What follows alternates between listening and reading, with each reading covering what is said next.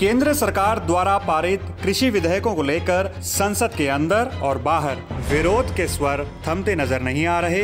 एक तरफ जहां विपक्षी पार्टियां इन विधेयकों का लगातार विरोध कर रही हैं, वहीं दूसरी तरफ एनडीए के सहयोगी दल के मंत्री भी इसके विरोध में इस्तीफा दे रहे हैं।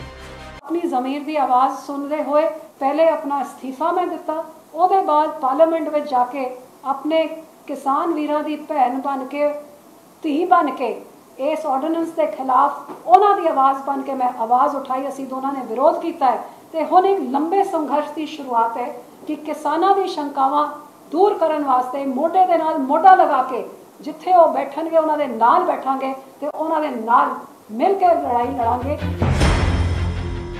लोकसभा में मंगलवार को आवश्यक वस्तु संशोधन अध्यादेश 2020 पारित हुआ। वहीं गुरुवार को कृषक उपज व्यापार और वाणिज्य संवर्धन और सरलीकरण विधेयक 2020 और कृषक सशक्तिकरण और संरक्षण कीमत आश्वासन और कृषि सेवा पर करार विधेयक 2020 लोकसभा में पारित किए गए। कांग्रेस और अन्य पार्टियों ने इन विधेयकों को किसानों के लिए नुकसानदायक बताया। वहीं कृषि मंत्री नरेंद्र तोमर ने कहा, ये विधेयक किसान विरोधी नहीं है, किसानों को उनकी उपज का उचित और बेहतर मूल्य मिल सके, इसी को ध्यान में रखकर कृषि विधेयकों को लाया गया है। जो कृषक उपज व्यापार और वाणिज्य विधेयक और कीमत आश्वासन का विधेयक दोनों लाए गए हैं, ये दोनों विधेयक किसान के जीवन में एक क्रांतिकारी बदलाव लाने वाले विधेयक हैं। आखिर कृषि विधेयकों को लेकर बवाल क्यों मचा है?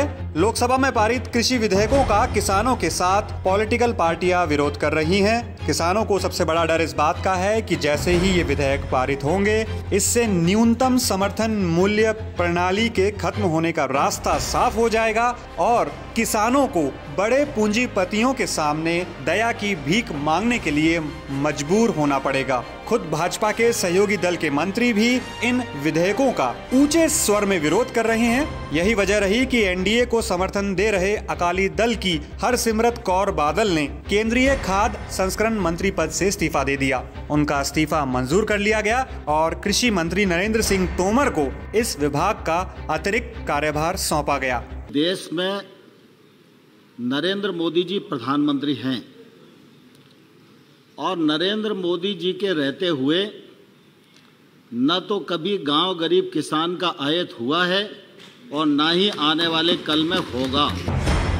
आखिर इन कृषि विधेयकों का विरोध क्यों हो रहा है? दरअसल नए विधेयकों के तहत अब व्यापारी मंडी से बाहर भी किसानों की फसल खरीद सकेंगे। इससे पहले किसानों से फसल की खरीद सिर्फ मंडी में ही होती थी। विरोध का दूसरा बड़ा कारण केंद्र सरकार ने अनाज, दाल, खाद्य तेल, आलू और प्याज को आवश्यक वस्तु नियम से तो बाहर किया ही, साथ ही इसकी स्टॉक सीमा भी खत्म कर दी। इस एक्ट ਨੂੰ लागू होने के बाद पंजाब ਦਾ खरीद ਦਾ ढांचा, सरकारी खरीद ਦਾ ढांचा, MSP सारा ढांचा बिगड़न ਦੇ ਨਾਲ आने वाले समय 'ਚ किसानां ਦਾ ਭਵਿੱਖ, ਉਹਨਾਂ ਦਾ ਬੱਚਿਆਂ ਦਾ ਭਵਿੱਖ बिल्कुल तहस-नहस होके ਉਹ अपनी ज़मीनां 'ਚ मजदूर के बराबर भी नहीं रह जाएंगे। एक तरफ विपक्षी पार्टियां इन विधेयकों का पुरजोर विरोध कर रही हैं, वहीं दूसरी तरफ केंद्र सरकार का पूरा ध्यान कृषि विधेयकों को किसान हितकारी बताने पर है। खुद प्रधानमंत्री मोदी ने कृषि विधेयकों का विरोध करने वालों को आड़े हाथों लिया। मोदी ने किसानों के लिए खुलकर अपनी बात और अपना विजन क्लियर किया। कहा, देश के अन्नदाता को भ्रमित करने की कोशिश की जा रही है। ये विधेयक किसानों को सशक्त बनाने की दिशा में उठाया गया कदम है। ऐसे लोगों से सावधान रहें जिन्होंने दशकों तक देश पर राज किया और जो आज किसानों से झूठ बोल रहे हैं।